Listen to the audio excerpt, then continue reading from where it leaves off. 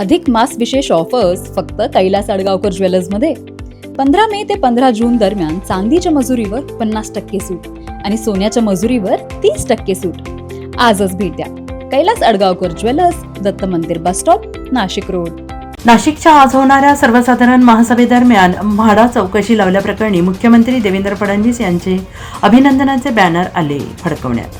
नगरसेवक मुकेश शहाणे यांच्याकडून झळकवण्यात आले बॅनर. मागणी एकच, भ्रष्ट अधिकारी यांना पाठीशी घालू नका, अशी देखील बॅनरच्या माध्यमातून मागणी महापालिकेच्या सहाय्यक संचालक नगर रचना विभाग कल्पेश पाटील यांना करण्यात आली आहे अटक आणि सुरू झाली आहे चौकशी.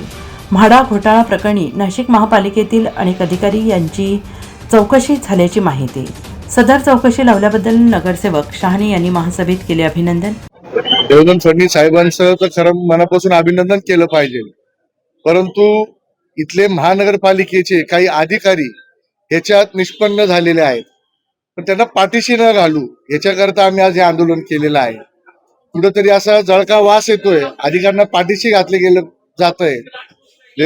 मोदी साहेबांचं, फडणवीस साहेबांचं मोठं स्वप्न होतं आपल्या गोरगरिबांना घरं मिळाले पाहिजे, आणि या इथं बसलेले काही अधिकारी आहेत त्यांनी गरिबांच्या डोक्यावरची लोणी खायचा प्रयत्न केलेला आहे. त्यांना कुठेही सोडता कामा नाही. मागच्या स्थायी समितीच्या बैठकीत मी विषय घेतला होता का एक कल्पेश पाटील म्हणून एक महानगरपालिकेचा अधिकारी पोलिसांनी ताब्यात घेतला. तसेच अजून 5-6 अधिकारी आपल्या रडारवर आहे. त्या दिवसापासून तर आजपर्यंत सगळे नॉट रिचेबल झाले आहेत.